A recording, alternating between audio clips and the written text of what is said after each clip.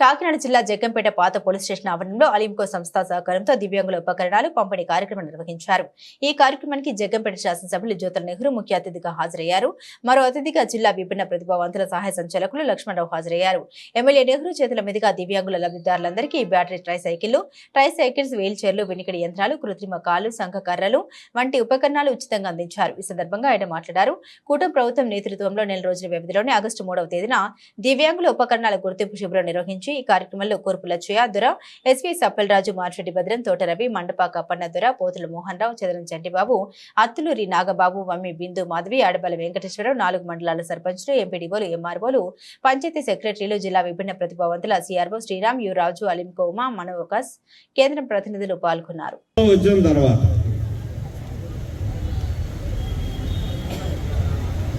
దివ్యాంగులు అనేటటువంటి పదాన్ని మానసికంగా ఇబ్బంది పడేటటువంటి పదంగా కనిపిస్తుంది.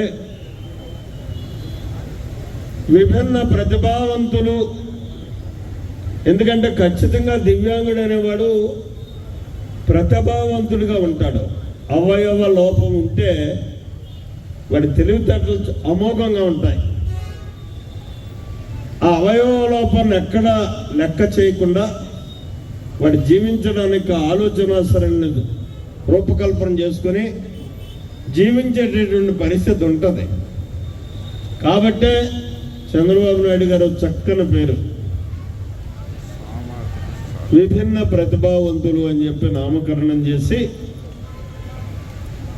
దాన్ని ఒక ఆర్గనైజేషన్గా ఏర్పాటు చేసి మన జిల్లాకు మన అప్పందూరిని అధ్యక్షుడిగా పెట్టారు. ఎందుకంటే వాడు కూడా తెలుగు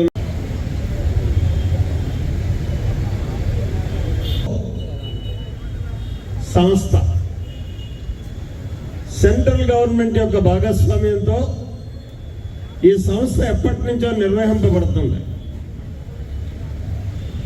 మొన్న 5వ తారీఖుని జిల్లా హెడ్ క్వార్టర్లో ఈ సంస్థతో చాలా పరికరాలు పంపిణీ చేయడం జరిగింది. మనం అయితే ఒక్క నియోజకవర్గానికి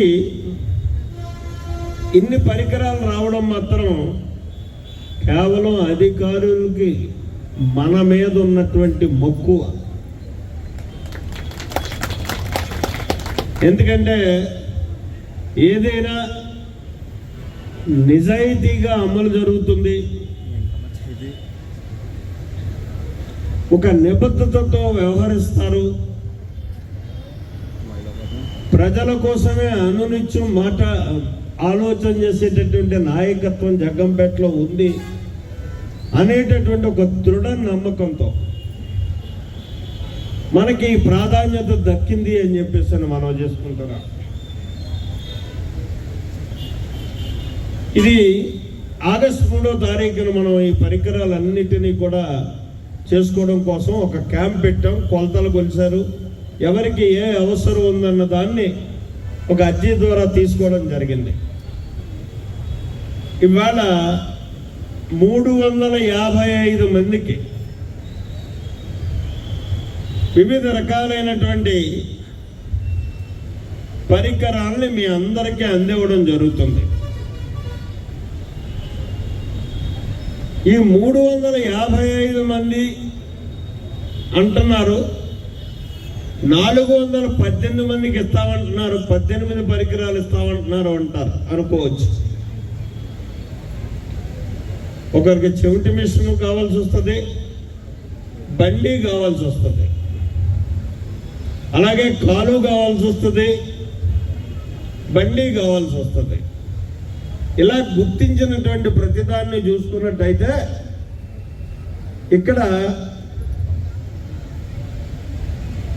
538 పరికరాలు రావాలి. మనం ప్రస్తుతం వచ్చినాయి 418 పరికరాలు వచ్చాయి. మిగిలినవి కూడా ట్రాన్స్పోర్ట్లో ఉన్నాయి, రేపు ఎల్లుండిలో ఇక్కడ దిగుతాయి. మీ ఇళ్ళకి వాటిని మీకు అప్పచెప్పడం జరుగుతుంది మా ఎండిఓస్ ద్వారా. వాడు జీవించడానికి ఆలోచన సరైనది రూపకల్పన చేసుకుని జీవించేటటువంటి పరిస్థితి ఉంటుంది.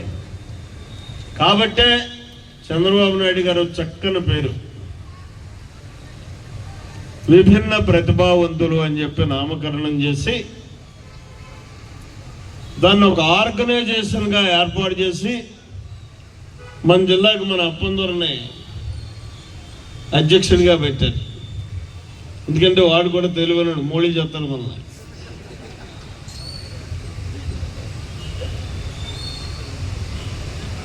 అయితే ఇక్కడ మన ప్రయత్నంలో లోపం లేకపోవచ్చు, ఇచ్చేవాడు కూడా విశాల హృదయంతో ఆలోచన చేసి ఇవ్వాలి.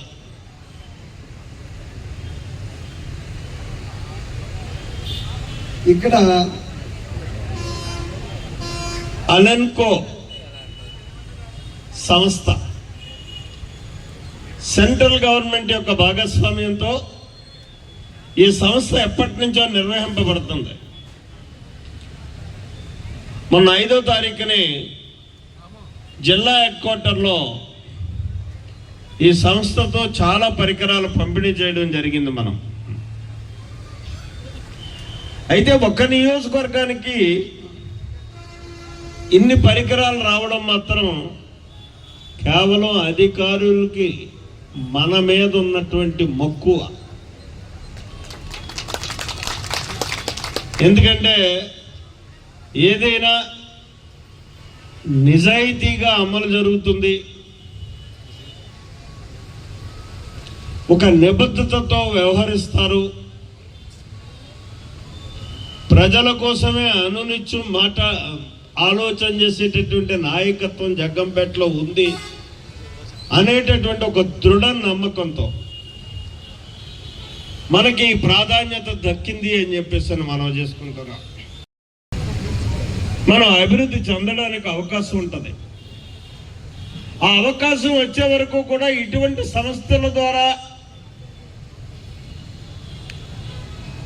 వివిధ ఆర్గనైజేషన్ ద్వారా మనం సహకారం పొందాల్సిందే. అందుకోసమే ఈ అలెన్కో సంస్థను నేను ప్రత్యేకంగా కోరుతున్నాను. ఇక్కడ ఉన్నటువంటి 355 మందే కాదు సార్, ఇక్కడ వివిధ రకాలైనటువంటి దివ్యాంగులు, ప్రస్తుతానికి నేను దివ్యాంగులని అనదలుచుకున్నాం, మేము అందరికీ అర్థం అవ్వాలి కాబట్టి ఇంకొక 2 ఇంతలు ఉంటారు. వాళ్ళందరికీ కూడా సాకారం చేయాల్సినటువంటి బాధ్యత మీరు తీసుకోవాలి.